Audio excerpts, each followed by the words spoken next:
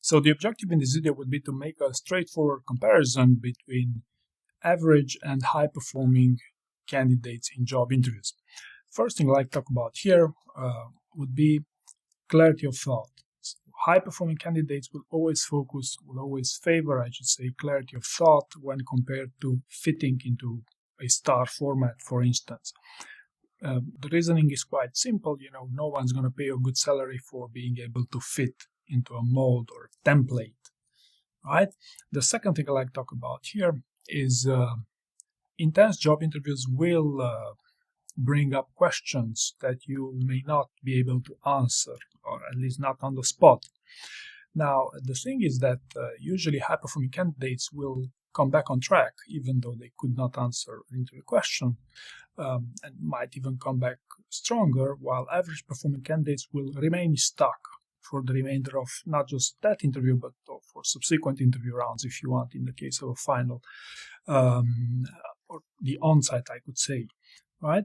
The third thing I'd like to talk about here is that subject matter experts will try to improve their interviewing skills by becoming proficient with behavioral interviewing skills, by contrast, low performers will try to improve their behavioral interviewing skills in a bid to compensate for their lack of subject matter expertise.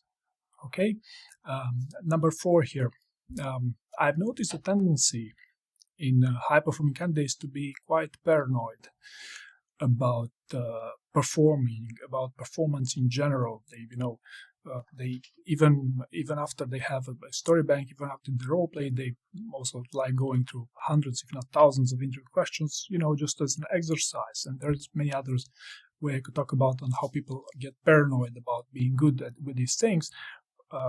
This is in a scenario where average candidates will have this reflex to rather fit, to be good enough. Hey, I can have a story bank. Yes, if I can get to first version of my story bank, it means it's good enough for the purpose of a job interview. Fifth, I want to talk about here would be high-performing candidates during job interviews have listening skills.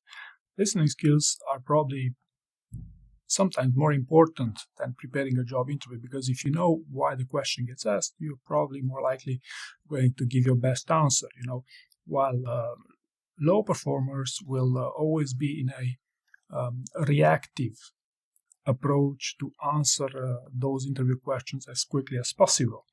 Right? With a quick note here, nothing wrong if you can answer interview questions quickly and take more risk in a bid to sound more convincing. But my main point here is that if you also know why the question gets asked, then you're far more likely to give a superior answer, even if it's not the quickest possible answer here. Number 6, high performers will try to focus on biasing their interviewers towards them during a job interview, using whatever means and when they possibly can. This is how high performers cheat in job interviews. Low performers for a low performer, cheating basically means to either steal or either make up stories for the purpose of a job interview. There's one thing to try to bias the interviewer towards you with whatever means possible, and there's plenty, by the way. And it's a completely different thing if you outright lie for the purpose of a job interview. This doesn't really work, okay? And finally, number 7 is something that I was also initially quite surprised of, is that high performers tend to not only listen to the advice being given, but also to follow that advice, even if it's uncomfortable, at times. While low performers are far less likely to follow advice. They're far more inobedient than high performers, at least that's been my experience. So these were the 7 comparisons I wanted to bring to your attention. Hopefully you found this useful, and thank you very much for watching.